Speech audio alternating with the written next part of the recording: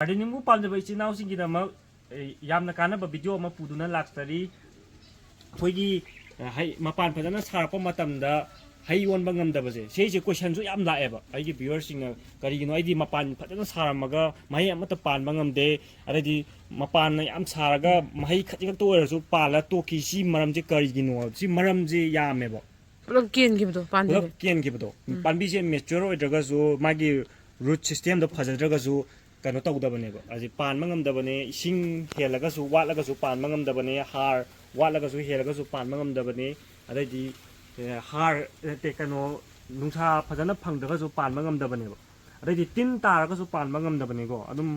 रिजनसिंग दो हाइजरके कैसन नतब पोट मदनेबा यामना मरु ओहलिजे अबदि यामनासु लाइबा मालगा लुहलिजे अदो नुसागी दमक्तदी कनोसी पानबी खुदिंग नंबर 6 to 8 hours अदुमैना हाइयेबा अदु तारस अदुम 4 hours 5 hours फंगबदा अदुम पानबीसे अदुम पानबा ngamबनेगो अबदि नुसागुंबदि अदुम लाइ मफम नुसा साबा मफम अदुम थबि याम सारिङै अदुम कानै अदुगा कनोसी हार हापसिजो लाइको अदुम सिगी कनो स्टेज सिदा अदुम कंपोस्ट अदुम हापियोबा 1 month gap लैरगा अदुम कंपोस्ट हापिबा अदुम यारेको अदुम फजना पानबा ngamni अदुगा मु तीन तारगा जो तीन खजी ताउबा होरकांदा निमोल अदुम कापियोबा याम मतोमादा मरु इसिंग चाइबनेबा अदो पानबी अमजो हायमगे पानबीजे मैच्योर ओइबजे कनोजे अखोगी ग्राफ्टेड कुंबा इयरलिंग पानबीजी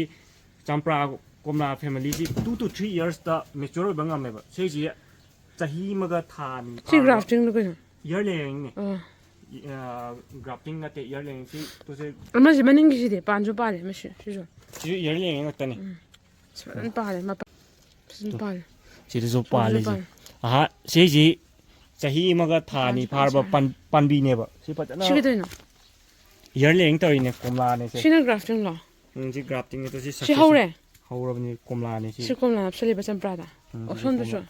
अइना दुम हंदक हेकिबो कोमला सिंग सिदा कन्ना पोलिनेटर मजु फंक्शन कन्ना तौरी मोइसिना ने मतें पद पांगबिदैसे मांगरे सुमाइना मैच्योर ओइबसे चाही अनि दैना अहुमबा अखोइना सेबा तौबिबै मखा पोलेगो मैच्योर ओइबसे तसिदा लैबा चिजु कनोने चाही अनि अमगा थानी फारबा मोइ चमानना सेमिनाबने अदु सिना मपान सादिजि कनो तौबैनेगो अइना ममांग जो हाइजग्रामने कक्पैने जे न्यू ग्रोथ अनौबा लइ लाइजे सी पुंहन दैनेबा अदुगिनेबा तो सिदा जो लैरि जो सिजु मपान चंप्रा तुसि मपान चंप्रा चौ तुसि पानबा हौरबने यो से गमना पिक्चर जो सेबा तौबै मखा पोलेगो पद पानबजे तुसि मपान थोरै टिप्स मखै मतोन टिप्स मखै देने थोइजे मपान तोसी टिप्स मतोन कखिबे मपान सादिजे का ओइदौनेबा पुंहन गेना सेम गेना कक्पा पुंहन गे सेम पुंगबा सेम बगिना का इनेबा सुमाइना मैच्योर ओइबसि चाही अनि अहुमदा दुम ओइबा ngambनेगो अदु गांदा फजना पानबा ngamनिबो मरु ओइसि इसिंग चाइबनेबा इसिंग चाइबसि इसिंगजि खंचाइ चाइजिलजु मपान सारिसिंग महि ओनबा ngammoiba कंग्र लेबाक से कंग्रगांदा अखो आइना दुम हाइजबने तांग अनिगी चांग थिनजिलगा येंगदोइनेबा लेबाक खरा लखलगा सि चोली लेरिसे सेजे खरा कंगली तौरकांदा इसिंग चाइबा यारे हयेंगुमा जायाद्रसा यागिरोय हुजिति इंथमदा ओइबगी यामनाम कुइना चटपनेबा सि चोलकांदा येंगबिरगा चाइदौनेबो मल्चिंग तौरदे मु कुइना थमयाइको मल्चिंग तौरदे मु कुइना थमबा याय अदु सिगी लेबाक से खंगंग कंग्रगांदा अमुक चाइबा अदुमैना चाइरगाजु कनो तौबा ngамmoy पानबा ngамmoyबा सि चोली लेरिगांसिदा अमुक इसिंग अदुम हंजिन चाइसिनबा मतमदा कियनगिनीबा इसिंग चाइबसे याम मरु ओइबने मतौ मानदना अदु इसिंग चाइबसे फजना अदुम चाइबा मतमदा हई अदुम फजना मपान सारबसे महै फजना ओनबा ngambने लोय अनंबा लोय ओलाबने यो चंगसिलो यो से ओनबा हौरबने से यामल्लेगो अदुम सी याम पानबदा अदुम खरा लौथोकिबा अदुम यानी अदुम मसान जो खरा अदुम केनजकिनी सिजु ओनबा हौरबने हान कनो तौरकपसिंगे पालेब खरा मपुंग फाना पानब्रे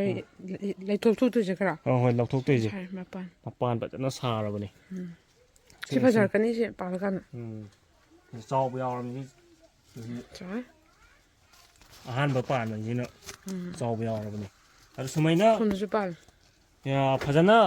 केयर तौबि मतम नुसा फजना फंगनबा हार मतंग चाना हापिबा इसिंग फजना इसिंग चाइबनेगो फजना तौबा मतम फजना पानबने अदु हेनमु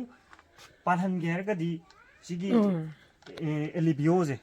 15 days काला काप्तोनेबा मपान खजिक थोकपा हौरप स्टेजतगी काबनी 15 days काला अहुमलक नत्रगा मरीरक कापीगदौबा अदो सी काप्तगजु अदुम पानबदी ngambani ko organic ne ko se Kaisampat crop solution dei lobane कापसु याय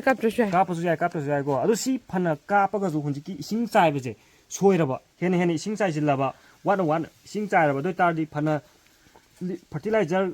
पानबा fertilizer कापसु पानबा ngam ꯁꯤ ꯏꯁꯤꯡꯗ ꯌꯥꯟꯗꯣꯏꯅꯦꯕ ꯏꯁꯤꯡꯗ ꯌꯥꯟꯗꯣꯏꯅꯦ ꯑꯁꯤ ꯀꯩꯅꯣꯗ ꯑꯗꯨꯝ ꯀꯩꯅꯣ ꯇꯧꯕꯅꯦ ꯐꯖꯅ ꯎꯠꯆꯕꯅꯦ ꯑꯁꯤ 10 ml per 5 liter water 2 ml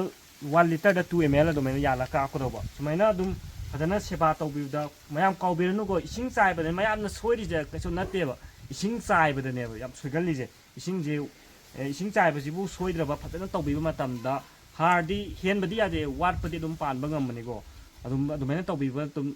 Panba ngambanigo adum mayamgi dam kana video si dum matang chana dum pujarake makatan dum support tawbiyu ngasigi di matang saida lasinjarage